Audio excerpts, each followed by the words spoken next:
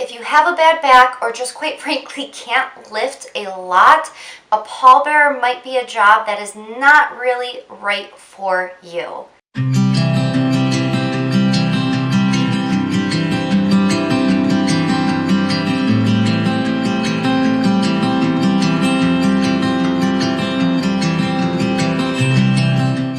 Hi everybody, and welcome back to the Little Miss Funeral YouTube channel. If you are new here, my name is Lauren Leroy and I am a licensed funeral director in the state of New York. Before we get into today's video, I would really appreciate it if you did hit that subscribe button so you don't miss out on any videos that I put out in the future.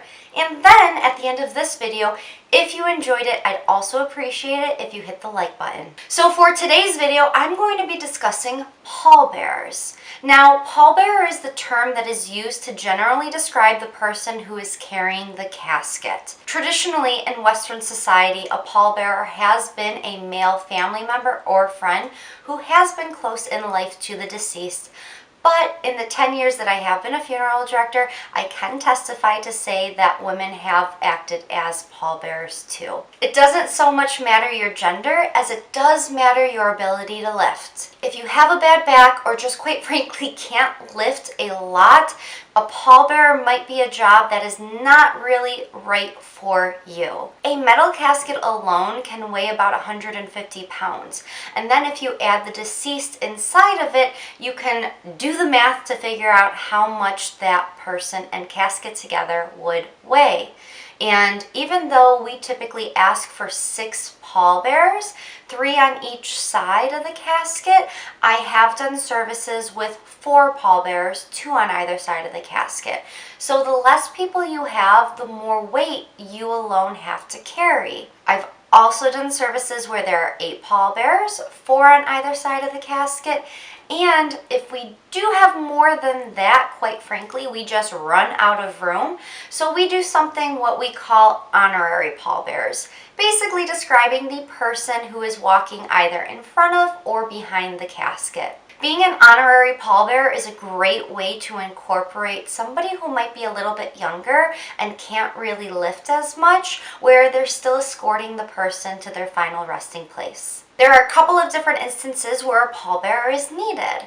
That would be from the funeral home into the hearse, and then into the place of worship, and then to the cemetery as well.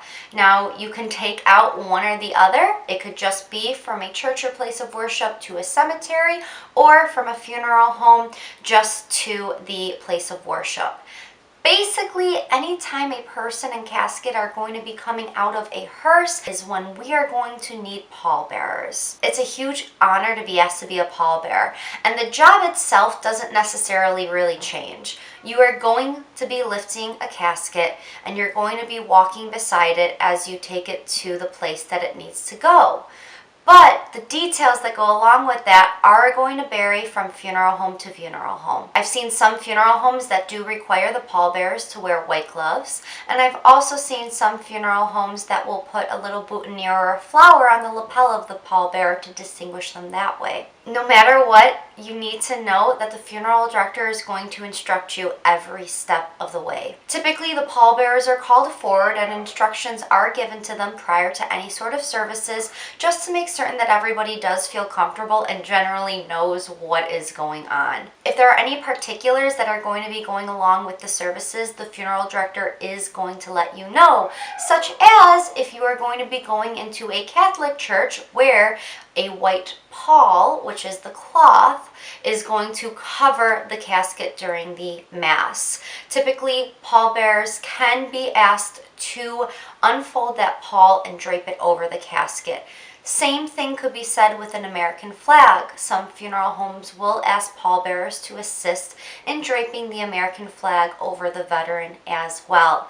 But nothing should ever be a surprise to you if you're being a pallbearer, because once again, the funeral director should be instructing you as to what to do. Sometimes during church services or funeral services, the pallbearers will be seated separately.